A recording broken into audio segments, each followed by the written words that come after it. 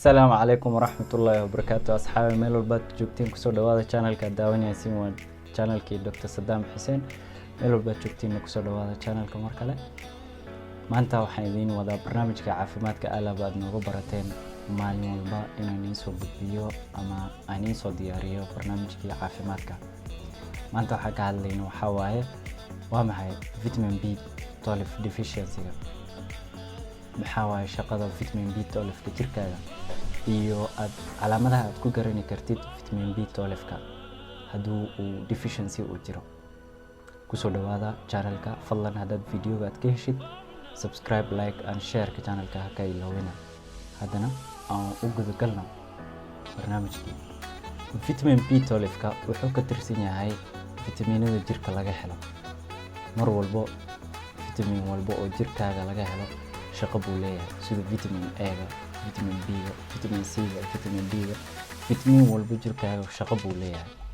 marka أنا سويدنا وامحي شقة فيتامين بي 12 كا وجركاga وكسمه فيتامين بي 12 كا alaabo waxa laga helaa beerka storage kiisu waa beerka marka waxa shaqada ugu badan oo jirku ku leeyahay waxa waaye in uu dhiigaaga midka gaduudka ah loo yaqaano RBC ga inuu formation of RBC gu maaragtay RBC gu dhismitaankiisa iyo maaragtay uu ka qayb qaato dhismitaanka RBC ga shaqada kale oo jirku uu ka hayo waxa waaye in uu dhiso dhanka DNA da sida loo yaqaano uu ka qayb qaato dhanka DNA da waxa kale oo shaqo uu ku leeyahay in uu dhanka neerfaha uu maaragtay uu hagaajiyo wax la dhahaa myelin sheath ka waxa waaye wax neerfahaaga nerfkaaga ku heerarsan oo protect gareeya nerfka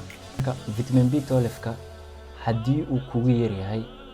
uu jirkaaga uu vitamin B12 enough uu soo daynaynin maxay u dhigmi kartaa qofka bini'aadamka maalintii waxa laga rabaa inuu qaato 2.4 microgram oo vitamin B12 ah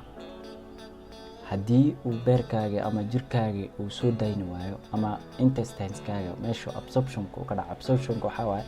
meesha uu marka cuntadii aad cuntay oo cuntadii nafaqadii oo idil laga baxayo oo inta kalena oo saxarada lagu daraayo arinta iyada meesha ka dhacdo shaqada iyada meesha ka dhacdo waxa waaye mindhiciraha sida loo yaqaan intestineka hadii marka intestineka enough absorption uu hagaajin waayo waxa dhacay marka haddana aan gudu galno waa maxay ama iya khatar ugu jiro in uu vitamin B12 deficiency uu ku dhaco waa dadka da'da ah dadka da'dooda ay kor ay jirto waa dadka ugu sareyso oo vitamin B12 uu ku dhaco deficiency uu ku dhaco labo dadka mardhow qaliinka oo mandhiciraha maray ama mandhiciraha laga jaray oo mandhicirood ku dhacay jirooyin kale oo kala duwan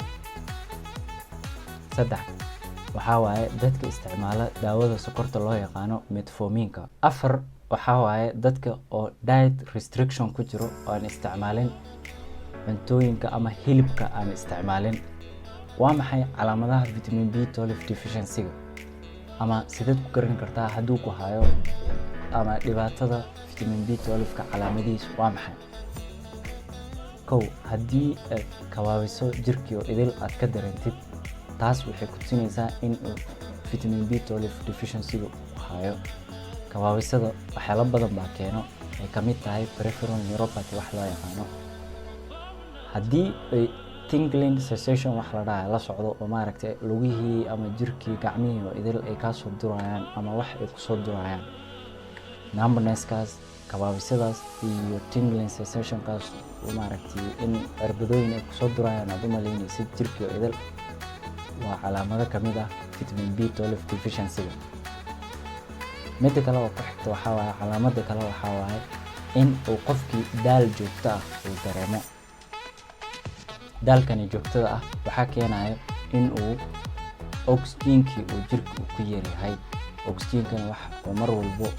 oo shaqadiis mar walbo saacideeyo waxa waaye RBC ga ama dhiigga gaduudan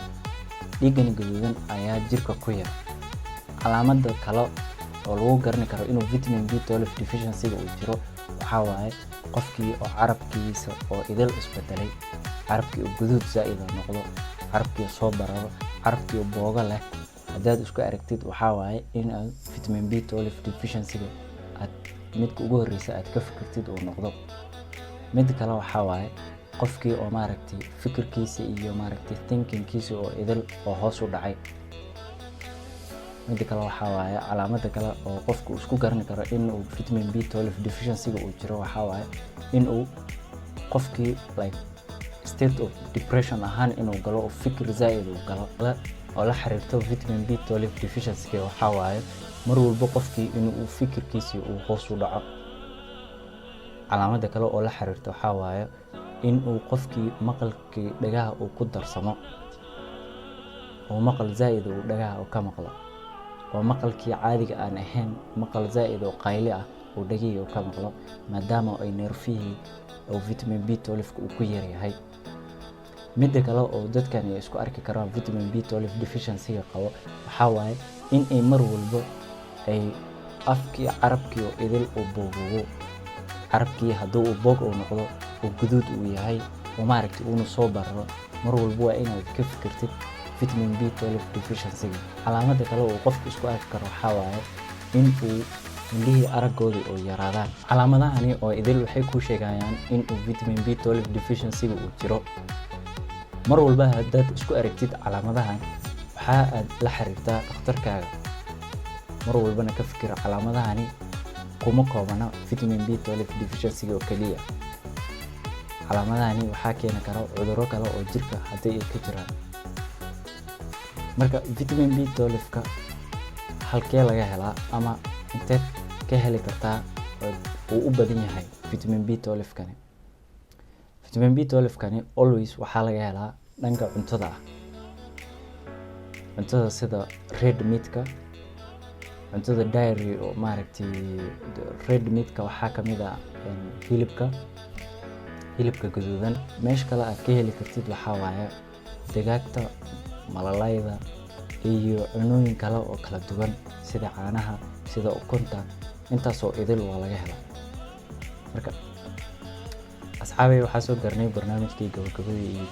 barnaamijka fadlan meel walba joogtiin. haddii aad videoga aad ka heshay like, subscribe and share-ka ha ka ilaawin channelka. waxaan idin rajaynayaa sidaa iyo nabadgelyo.